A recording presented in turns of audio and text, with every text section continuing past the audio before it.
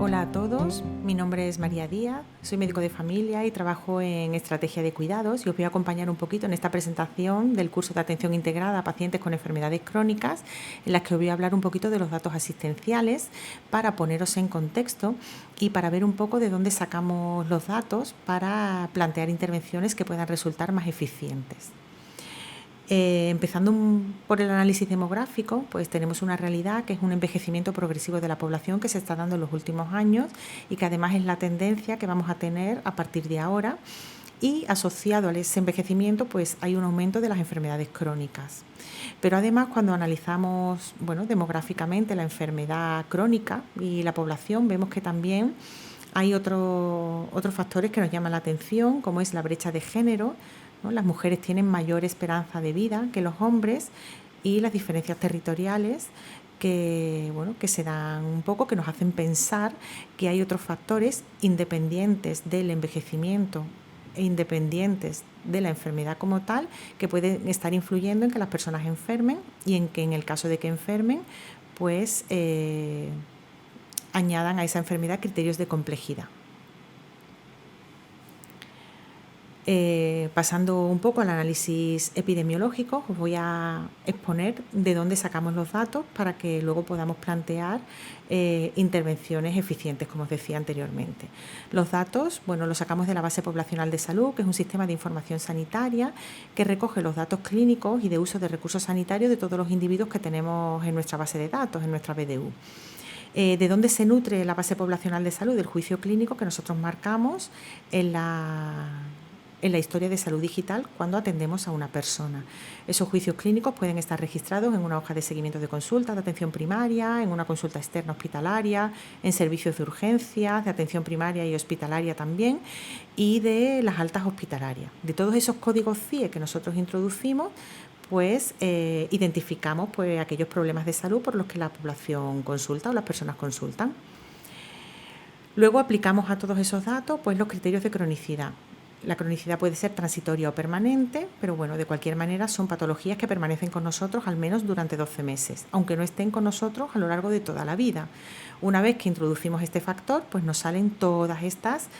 patologías BPS que consideramos como crónicas.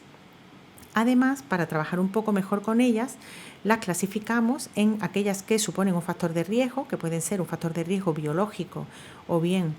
una conducta modificable, y luego lo que son enfermedades como tal, que agrupamos o bien por aparato o bien en aquellas patologías que son similares o que tienen un abordaje similar. Cuando vemos todo esto en la población real que tenemos, pues obtenemos que hay 4,5 millones de personas en Andalucía que tienen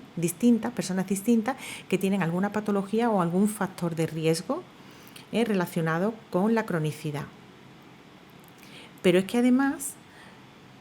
esas personas que son diferentes no todas tienen una única enfermedad crónica o una condición crónica, sino que hay un 11% de personas en toda Andalucía que además presentan 5 o más morbilidades, que no solo presentan una.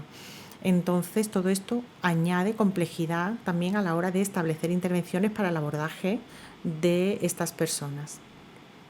Además, podemos ver también pirámides poblacionales por patología, que también nos hace identificar aquellas patologías más prevalentes, a qué población están afectando más, para también plantear intervenciones preventivas o incluso de diagnóstico precoz, de cribado, que podamos utilizar para establecer intervenciones. Con esto un poco os quiero decir de dónde sacamos los datos y cómo utilizamos estos datos para establecer o priorizar aquellos enfermos y qué intervenciones podrían resultar más eficientes poner en marcha. Introducimos un nuevo concepto, que es el concepto de complejidad. En todos aquellos pacientes crónicos, no todos son iguales, sino que hay algunos que son más complejos que otros. Esa complejidad no solo viene determinada por el número de patologías que presenten o que tengan, sino que hay otros factores, generalmente socioeconómicos, que también están influyendo y que también aportan complejidad. En este caso, se decidió priorizar ¿vale? La insuficiencia cardíaca y el EPOC, sobre los que estamos trabajando, pues haciendo un poco los planes de acción personalizados y las valoraciones integrales exhaustivas, porque un 35% de los ingresos hospitalarios en personas que padecen EPOC, o sea, se dieron en personas que padecían EPOC o insuficiencia cardíaca como diagnóstico principal. Entonces se decidió, pues, priorizar a estos enfermos para trabajar sobre ellos y ver un poco qué es lo que pasa cuando hacemos una valoración sobre ellos o una intervención sobre ellos educativa. La complejidad, además, se va a determinar, bueno, por la prevalencia, por el consumo de recursos, pero también por el sufrimiento que estas enfermedades están aportando a las personas que la padecen. Como hemos hablado, hay otros determinantes también de complejidad que están influyendo, como es la pobreza o la soledad no deseada, que se ha demostrado que ambos factores, pues, están haciendo que las personas enfermen más y que además se complejicen más, con lo cual son factores que hay que tener en cuenta también, sobre los que hay que trabajar en el caso de que se pueda hacer alguna intervención o simplemente para tenerlos en cuenta porque aportan complejidad y dificultan el manejo de estas personas, añadiendo sufrimiento, ¿vale?, a la persona que las padece. Y por último, hacer una pequeña reseña al consumo de recursos, que bueno, hemos visto que el consumo de recursos pues es mayor en aquellas personas que bueno, hospitalizan más, sobre todo el consumo de recursos está relacionado con la hospitalización y con la farmacia. Pero es que además ya no solo es porque se consuman recursos o no, sino que una persona que hospitaliza más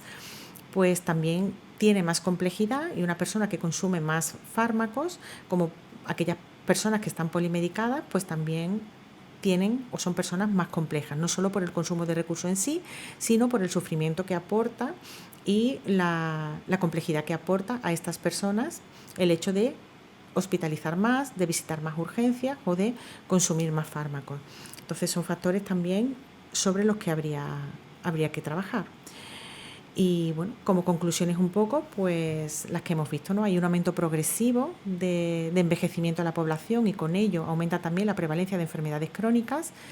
Hay una diferencia de género y una diferencia territorial que nos hace pensar que hay otros determinantes de la enfermedad crónica que están relacionadas con el entorno social. La enfermedad crónica además es muy prevalente en Andalucía y tenemos que buscar priorizar aquellas enfermedades que están asociadas a situaciones de complejidad, que producen más sufrimiento y que consumen más recursos, para hacer unas intervenciones sobre ellas, evitando el sufrimiento y bueno, manteniendo un poco también la sostenibilidad de este sistema sanitario. Y sin más, pues bueno, me despido de vosotros y bueno, ha sido un placer compartir esta presentación y este rato y bueno, nos vemos pronto. Muchas gracias a todos.